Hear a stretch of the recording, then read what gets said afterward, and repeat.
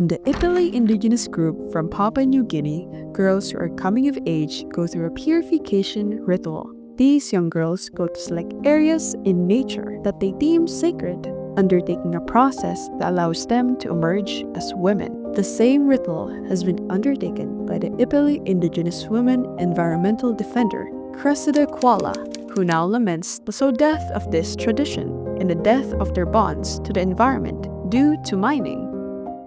Working as a laboratory assistant then at the Porgera gold mine, Cressida raised concerns about the mine's chemical byproducts that leached into her community's land. But instead of being taken seriously, male employees conspired against her, and she was physically and sexually assaulted. Like Cressida, many other women and girls in the community have become victims of sexual violence at the hands of both company men and state forces guarding the mine. We have special bond to our environment, but now this is all gone because of the mining. It has caused a lot of perturbations where we don't really understand our lives, our bodies, and our land was taken away from us, and they have violated our rights. And it's not. I'm as a human rights defender and an environment defender, I feel like I'm lost and I'm totally displaced. And that is the same thing that other women are feeling. In spite of these challenges, Cressida continues to hold on to hope and still works to save the environment to this day. The stories of brave women like Cressida are not uncommon, as shown in her upcoming publication, featuring the stories of women environmental defenders in the Asia-Pacific.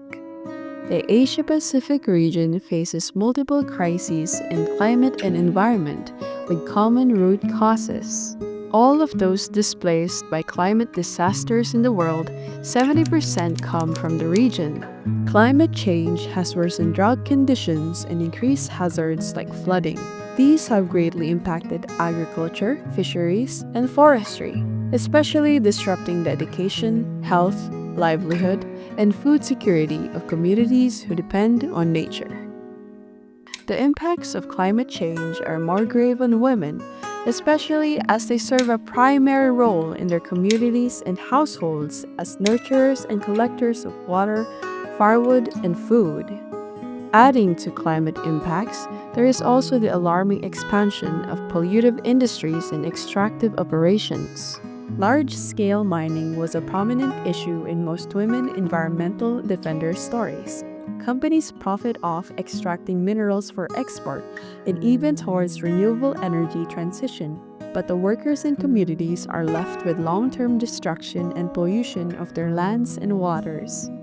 Other examples of so-called development projects are agribusiness plantations and large dams.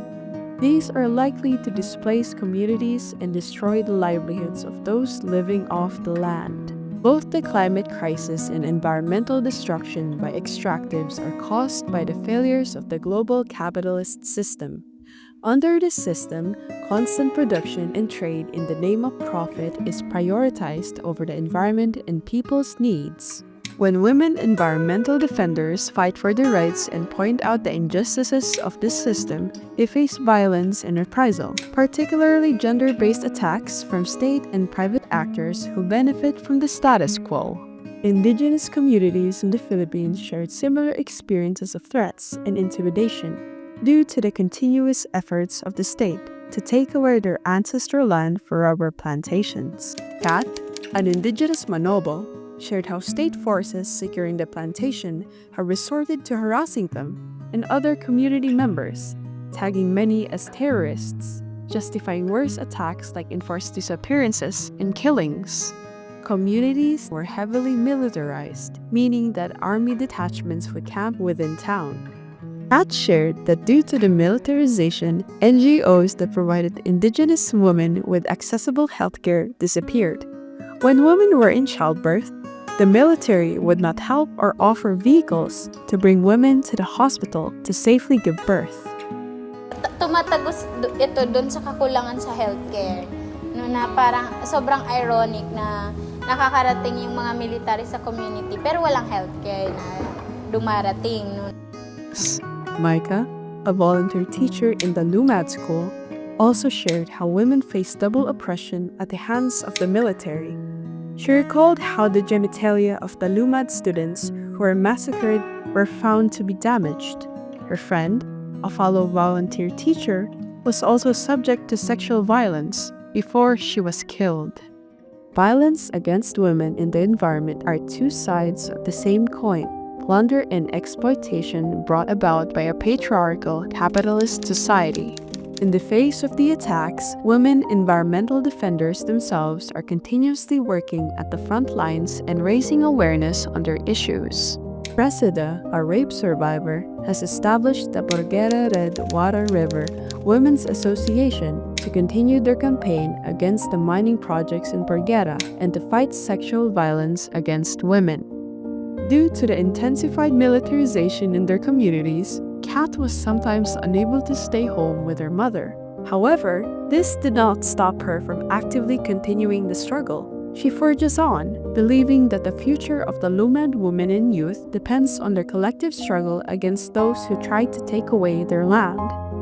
Micah, on the other hand, believes that women environmental human rights defenders' contribution in protecting the environment is important and linked with the struggle for women's emancipation. Any initiative or movement for environmental justice must consider the specific impacts women experience from climate and environmental harms, on top of their disadvantaged position in society. Importantly, women themselves are already active agents of change. What we need to do is learn about their issues, support their work, and address the root causes of attacks on them. Through collective action, we can build a safe and enabling environment for every woman around the world to lead in environmental action. Women United will continue to lead the way to a world where all are equal and free to protect their lands, cultures, and their communities.